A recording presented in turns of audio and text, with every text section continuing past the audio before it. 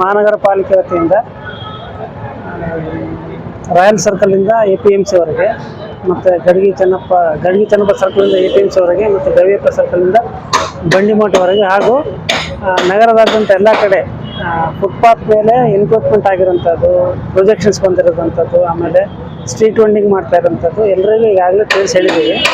ಅವರೇ ಸೆಲ್ಫಾಗಿ ತಗೊಳ್ಬೇಕು, ಇಲ್ಲಾಂದರೆ ಮಹಾನಗರ ಪಾಲಿಕೆ ವತಿಯಿಂದ ತೆಗೆದು ಬರೀ ತೆಗೆಯೋದಷ್ಟೆಲ್ಲ ದಂಡ ಕೂಡ ಹಾಕ್ತಂತ ಈ ಸಂದರ್ಭದಲ್ಲಿ ನಾನು ಹೇಳಿಕ್ಕೆ ಬರ್ತೀನಿ. ಮಾನ್ಯ ಆಯುಕ್ತರ ಆದೇಶದಂತೆ ಈಗಾಗಲೇ ನಾವು ಗಡ್ಗಿ ಚೆನ್ನಪ್ಪ ವೃತ್ತದಿಂದ ಸ್ಟಾರ್ಟ್ ಮಾಡ್ಕೊಂಡಿದ್ವಿ. ಇವತ್ತಿನ ಡ್ರೈವ್ APMC ಅವರಿಗೆ ಹೋಗ್ತದೆ. ದಾರಿಯಲ್ಲಿ ಬರ್ತಕ್ಕಂಥ ಎಲ್ಲ ಪ್ರೊಜೆಕ್ಷನ್ಗಳನ್ನ ನಾವು ಟ್ಯಾಕ್ಸ್ ಹಾಕಂತ ಕೆಲಸ ಮಾಡ್ತೀವಿ. ನೋಟಿಸ್ ಏನೋ ನೀಡಲಾಗಿತ್ತು? ನೋಟಿಸ್ ಆಲ್ರೆಡಿ ನೋಟಿಸ್ ಕೊಟ್ಟಾಗಿದೆ, ಅನೌನ್ಸ್ಮೆಂಟ್ ಮಾಡಿಸಾಗಿದೆ. ಎಲ್ಲ ನಮ್ಮ ಲೇಬರ್ಗಳಿಗೆ, ನಮ್ಮ ಮೇಸ್ತ್ರಿಗಳಿಗೆ, ಮೊಬಲೈಸರ್ಗಳಿಗೆ ಕಳಿಸಿ ಅಂಗಡಿಗಳಾಗಿದೆ. ಇದು ಸಾಕಷ್ಟು ಬಾರಿ ಆಗಿದೆ. ಅದು ಇವತ್ತೊಂದೇ ಅಂತಲ್ಲ, ಹಿಂದೆ ಸಾಕಷ್ಟು ಸಾರಿ ಡ್ರೈವ್ಗಳನ್ನ ಮಾಡಿದ್ದಾರೆ. ಬಟ್ ಇವಾಗಂದರೆ ಸ್ವಲ್ಪ ನಾವು ಸೀರಿಯಸ್ ಆಗಿ ನಮ್ಮ ವಾಹನಗಳ ಜೊತೆ ಬರ್ತಾ ಇದ್ದೀವಿ.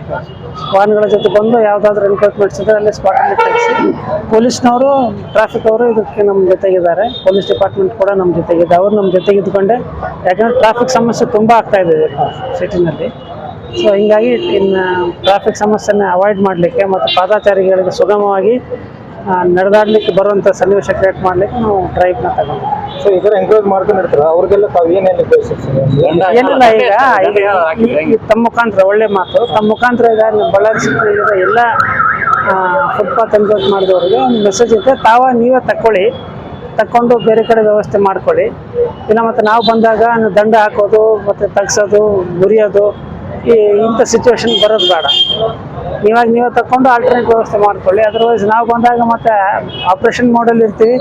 ನಿಮ್ಮ ಎನ್ಕ್ರೋಚ್ಮೆಂಟ್ಸ್ ಬೆಳೆಸೋದಾಗಿರ್ಬೋದು, ಇಲ್ಲ ನೀವು ಕೇಳಿಲ್ಲ ಅಂದರೆ ನಾವು ಮತ್ತೆ ನಿಮ್ಮ ಸಾಮಾನು ಸರಂಜಾಮನ್ನ ಜಪ್ತಿ ಮಾಡೋದಾಗ್ಬೋದು, ದಂಡ ಹಾಕೋದಾಗ್ಬೋದು, ಎಲ್ಲ ಮಾಡಬೇಕಾಗುತ್ತೆ.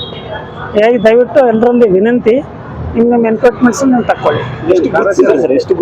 ಇವಾಗ 67 ಪಾಯಿಂಟ್ಸ್ ಗೊತ್ತಾಗಿದೆ ಇಲ್ಲಿವರೆಗೆ. 67 ಪಾಯಿಂಟ್ಸ್ ನಾವು ಎನ್ಕ್ರೋಚ್ಮೆಂಟ್ಸ್ನ, ಫುಟ್ಪಾತ್ ಎನ್ಕ್ರೋಚ್ಮೆಂಟ್ಸ್ನ ರಿಮೂವ್ ಮಾಡಿ, ದಂಡ ಏನು ಹಾಕಿಲ್ಲ. ಈ ಪ್ರೈಮರಿಲಿ ಈಗ ನಾವು ತಮ್ಮ ಮುಖಾಂತರ ಒಂದು ಮೆಸೇಜ್ ಕೊಡ್ತಾ ಇದ್ದೀವಿ ಎಲ್ರಿಗೂ. ಇವಾಗ ತಗೊಳ್ಳಿಲ್ಲ ಅಂದ್ರೆ ಮತ್ತು ಮುಂದಿನ ಬಾರಿ ದಂಡ ಹಾಕಲಿಕ್ಕೂ ಸಾಧ್ಯತೆಗಳಿದ್ದಾವೆ.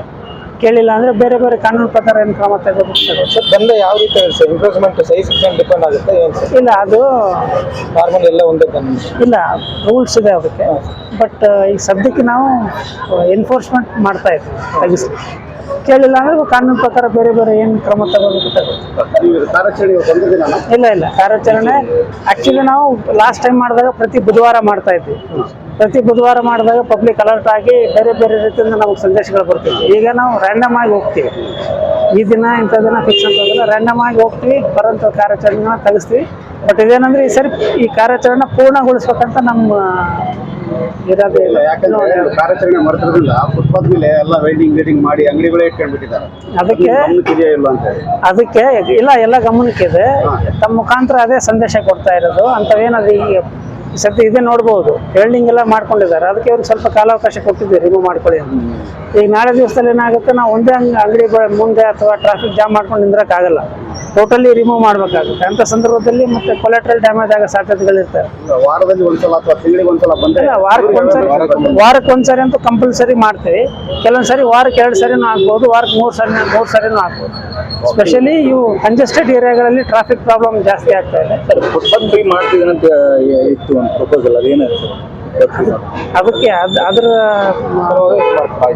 ಅಂಗವಾಗಿನೇ ಇದು ಮಾಡ್ತಾ ಇರೋದು. Primary S